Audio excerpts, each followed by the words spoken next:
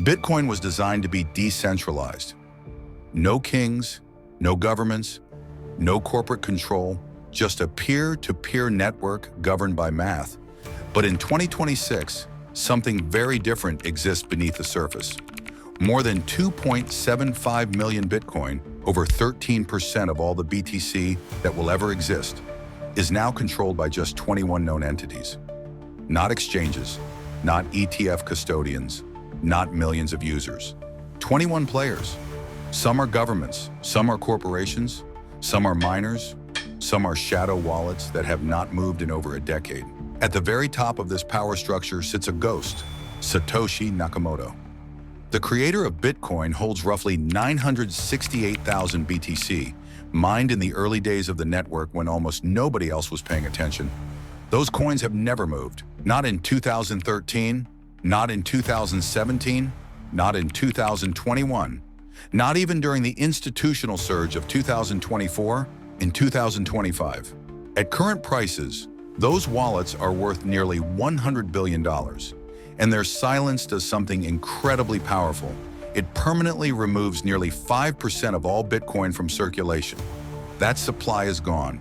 It will never hit the market, which means every Bitcoin you can buy today is competing with a supply that is far smaller than the headline 21 million number. Just below Satoshi is the largest active Bitcoin accumulator in the world. A software company, Strategy, formerly MicroStrategy, now holds around 672,000 Bitcoin. That is more than almost every ETF combined except BlackRock. In 2025 alone, the company added over 226,000 BTC by issuing stock, convertible bonds, and structured debt, then converting that fiat directly into Bitcoin. Michael Saylor did not build a trading strategy. He built a machine that converts capital markets into Bitcoin.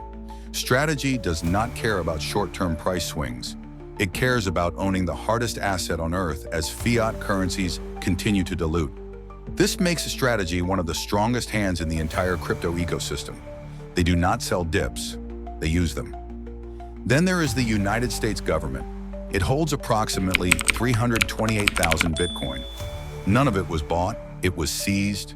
Silk Road, darknet markets, fraud rings, hackers. Every time law enforcement confiscates Bitcoin, it ends up in federal wallets. In 2025 alone, the US added over 130,000 BTC. What makes 2026 different is not the amount, it is the conversation. For the first time, serious proposals exist for a national Bitcoin reserve. If the US stops auctioning seized BTC and begins holding it strategically, Bitcoin becomes a sovereign asset, not a speculative one. The same is true for the United Kingdom and China, which also hold tens of thousands of Bitcoin from enforcement actions. Even governments that ban crypto are quietly sitting on it. Then there is the corporate treasury wave. Block 1 holds 164,000 BTC from early crypto profits.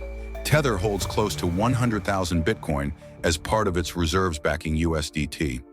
Trump Media now holds 12,000 BTC after adopting Bitcoin as a treasury asset in 2025. In Japan, MetaPlanet holds 35,000 Bitcoin after raising capital specifically to buy it.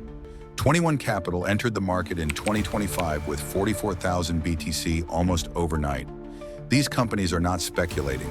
They are copying the strategy model. Raise fiat, buy Bitcoin, repeat. That is structural demand. Then come the miners.